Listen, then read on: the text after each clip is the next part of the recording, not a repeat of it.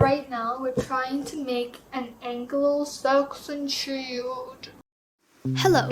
In this video, I will talk about the importance of different houses, clans, and kingdoms in the medieval age while showing you how I created an Anglo-Saxon shield. It is made and has a grip at the back that you can hold. I also have a boss right here. So normally a boss is used for you to hold at the back, but I put a handle so it's easier to hold.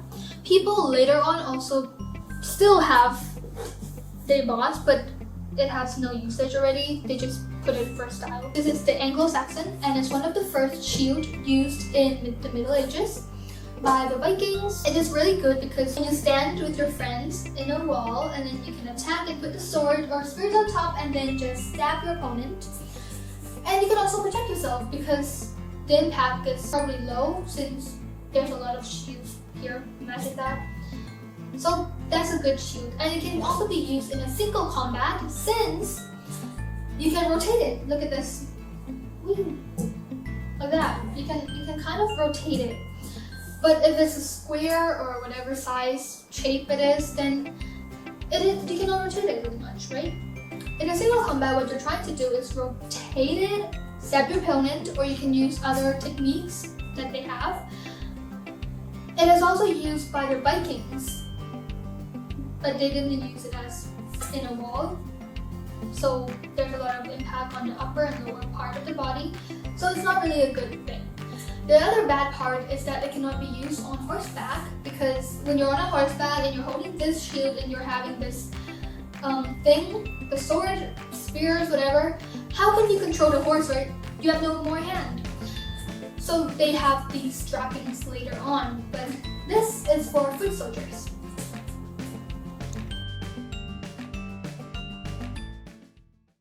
The first kingdom I want to talk about is the Anglo-Saxons, and just for a clearer understanding, I will explain who they are and how they moved into Britain first. Anglo-Saxons were the people from Northern Europe, specifically Northern Germany, Denmark, and Netherlands. There were three types of Saxons: the Angles, the Saxons, and the Jutes. They migrated from their homeland to Britain in the 5th and 6th century.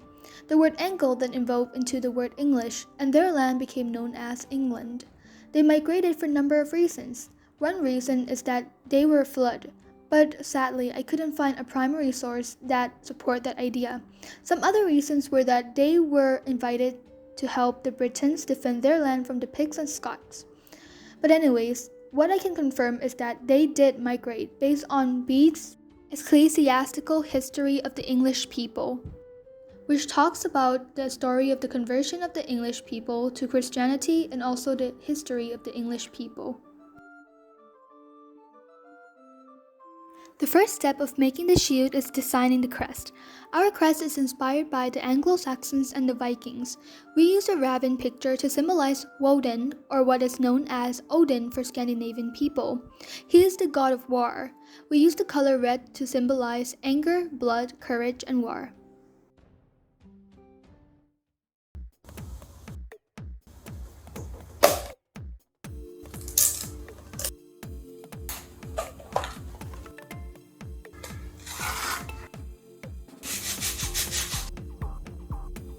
After designing, it's time to make the shield. The first step is to cut the plywood into a circular shape, which the outer layer is going to be the actual shield, and the inner layer is to put the boss on later. Then it's time for painting. We can know the Anglo-Saxon culture through artifacts and manuscripts. A lot of poem at that time shows how the people were and what they were thinking. One of the best pieces of evidence that shows the moral side of Anglo-Saxons is Beowulf. It's a 1,000-year-old epic poem that talks about a hero and his battle with Grendel the monster. The story encourages people to have bravery, truth, honor, loyalty and duty, hospitality and perseverance. On the royalty side, there is a written record from King Alfred in Boethiah's Consolation of Philosophy. He said what a great king should be in his perspective. He said how he needs the three types of men to rule: praying men, fighting men, and working men, and that he should prepare for them the resources necessary For example, gift, weapons, food, ale, etc. Like the Vikings and the Greeks, Anglo-Saxons were pagans. They believed in many gods. The evidence seen is in the ruin of Burton, which was written by St. Patrick and Gildas. They were among one of a few Romano-British Christian, while English-speaking pagans dominated southern and eastern Britain. According to Gildas, the event happened because their leader isn't devoted. By AD 597, the Pope of Rome decided that it's time for Anglo-Saxons to learn about Christianity. He sent a monk named Augustine to convince the emperor to accept Christianity. Many Anglo-Saxons then converted in the next 100 years. This resulted to new churches and monasteries built. This event can be seen in Bede's Ecclesiastical History of the English People. In the book, it also mentioned how there were monks and nuns who learned in monasteries. They spent most of their time praying, but they also worked in farms and workshops while studying. Monks copied books by hand and hand-painted the pages with vibrant colors. Anglo-Saxons didn't like stone houses or streets like the Roman does, so they built their own town. They liked places with abundant resources like water, food, and wood. Men wore hip-length underskirt with long sleeves made of wool or linen, as well as loin clothes. Women wore linen tunics below other clothing. The other kingdom I want to talk about is the Franks. They were a Germanic-speaking people who invaded Western Roman Empire. Under the ruler Charlemagne in 751, from there, their empire grew. He united all Germanic into one group and was the first to convert to Christianity. He arranged a military campaign. Among the peoples he conquered were the Lombards, which is modern-day Italy, the Avars, which is modern-day Austria and Hungary, and the Bavarians. The next clan I would like to mention is the Vikings. They were the people from Scandinavia. They were known as Normans and the Northmen. They were the people who invaded the Franks in the 9th century. They were known for surprise attack, speedy retreats. They were skilled at trading and sailing.